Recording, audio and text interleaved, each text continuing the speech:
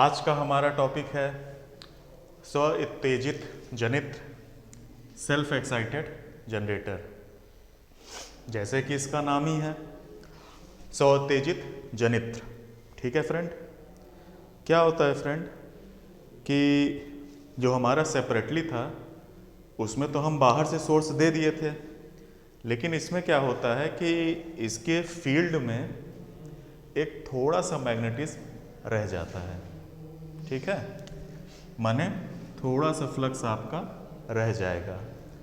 तो क्या होता है कि जब चालक इस फ्लक्स को काटेगा तो एक ईएमएफ इंड्यूस्ड होगा, उससे एक करंट आपकी आएगी आईए, और उससे जो फ्लक्स का मान है यहाँ पर वो बढ़ेगा और जनरेटर आपका स्टार्ट हो जाएगा।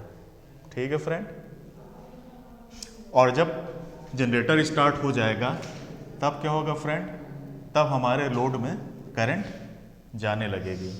ठीक है, तो ये आपके 3 प्रकार के होते हैं।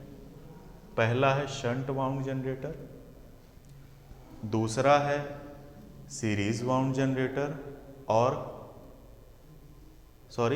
दूसरा है सीरीज वाउंड जनरेटर और तीसरा है compound wound generator. Okay friend, तो हम सबसे पहले शंट वाउंड जनरेटर की बात कर लें।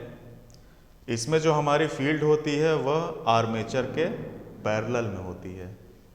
ठीक है फ्रेंड, और लोड का मान चाहे जो हो, इसमें फ्लक्स का मान जो है वह कांस्टेंट रहता है। ठीक है फ्रेंड, तो इसमें हम इक्वेशन इसकी देख लेते हैं। यहाँ पर ईएमएफ जनरेटर है आपका ई। ठीक है फ्रेंड, जनरेटेड ईएमएफ है आपका ई, और उसके करंट आपकी जो करंट है वो है करंट आईए। यही करंट आगे जाके डिवाइड हो जाती है, आपकी आईएसएच आती है फील्ड में, और आईएल जो करंट है वो आपकी चली जाती है लोड में। ठीक है, और लोड के अक्रॉस जो आपका वोल्टेज है वो है आपका V। तो इसमें आपकी 3 इक्वेशन आती है, उसको देख लेते हैं। पहला है आपका करंट इक्वेशन।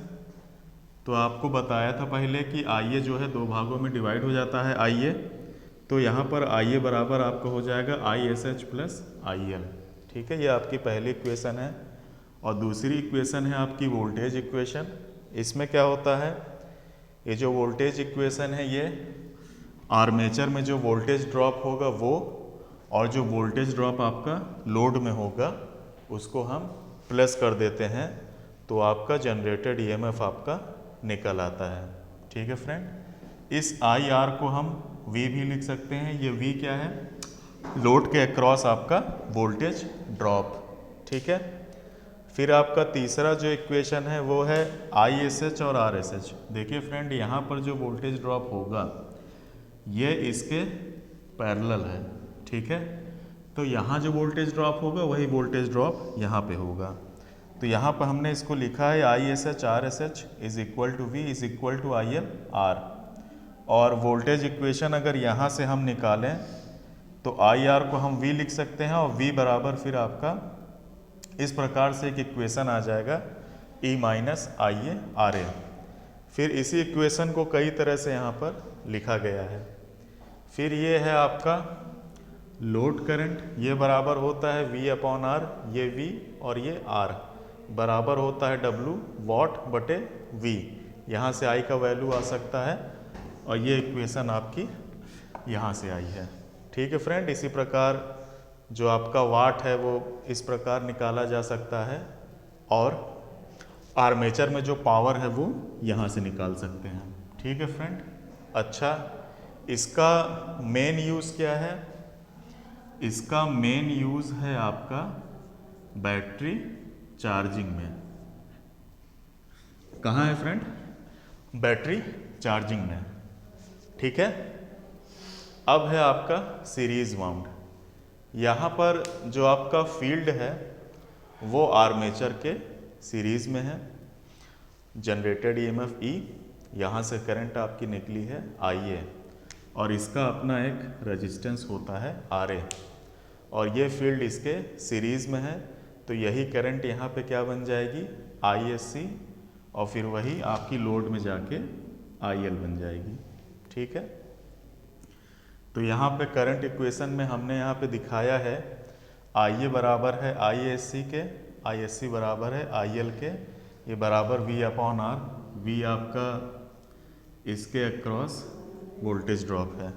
ठीक है फ्रेंड, फिर इसके बाद में वोल्टेज इक्वेशन क्या हो जाएगी, देखिए ये है आपका E, पहला वोल्टेज ड्रॉप यहाँ पे होगा तो ये आपका हो जाएगा IA इंटू RA, फिर दूसरा वोल्टेज ड्रॉप आपका यहाँ पे होगा, ये आपका हो जाएगा ISC इंटू RSC, फिर तीसरा वोल्टेज ड्रॉप आपका यहाँ पे होगा और ये हो जाएगा IR।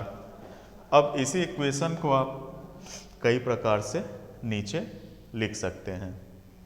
ठीक है फ्रेंड, और जो हमारा ये जनरेटर है श्रेणी वाला, इसका मेन यूज़ होता है एक बूस्टर के रूप में, मतलब जब आप ट्रांसमिशन लाइन में वोल्टेज को आप ट्रांसमिट कर रहे हैं तो बीच में वोल्टेज ड्रॉप होता है। मान लिया कि आपने 100 kV जो है ट्रांसमिट किया और वहाँ हमारा पहुँचता है केवल 80 kV, तो हम जनरेटर इसको बीच में लगा देते हैं और जो 20 kV की कमी है वो पूरी हो जाती है। तो ये आपका क्या है, सीरीज वाउंड जनरेटर। ठीक है फ्रेंड, इसके बाद एक जनरेटर आपका और आता है, वो है आपका कंपाउंड वाउंड जनरेटर। इसमें आपकी दो फील्ड होती है।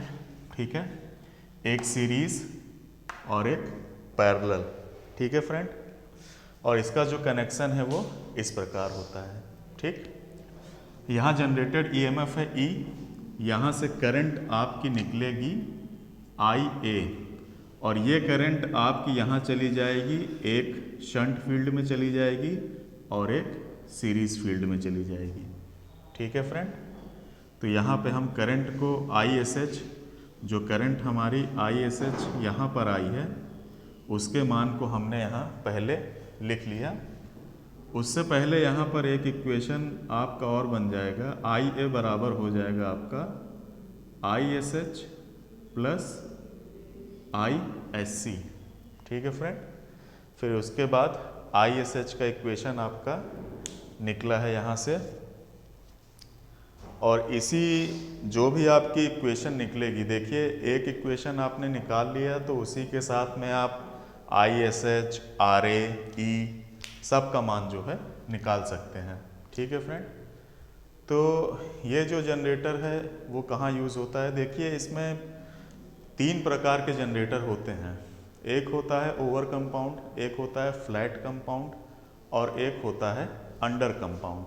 ठीक है फ्रेंड, आप इसे मोटा मोटा मान लें कि ये जहाँ पे भी आपकी वेल्डिंग होती है वहाँ ये यूज़ होता है वेल्डिंग में। ठीक है फ्रेंड, तो यहाँ पे आपने इसकी इक्वेशन देख ली, और यहाँ पे देखिए एक चीज़ और होता है, यहाँ पे 2 फील्ड हैं आपके तो 2 फ्लक्स होंगे।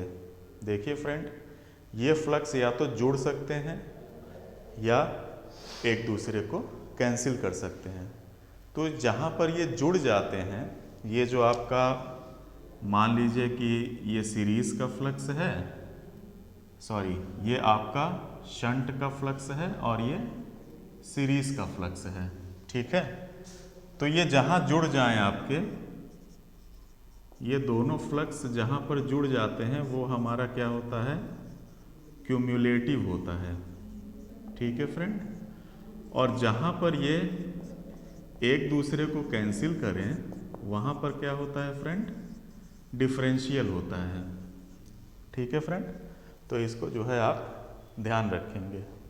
और इसके बाद जो हमारा जनरेटर है वो है लॉन्ग शंट। देखिए जनरेटर वही है लेकिन इनका जो फील्ड कनेक्शन है वो अलग अलग है। ठीक है फ्रेंड, क्या अलग है, फील्ड कनेक्शन जो है वो अलग अलग है, फील्ड कनेक्शन। ठीक है फ्रेंड, तो इसके बाद आपने शॉर्ट शंट कंपाउंड देख लिया है, और इसके बाद जो हमारा अगला टॉपिक होगा वो होगा लॉन्ग शंट कंपाउंड। ठीक है फ्रेंड।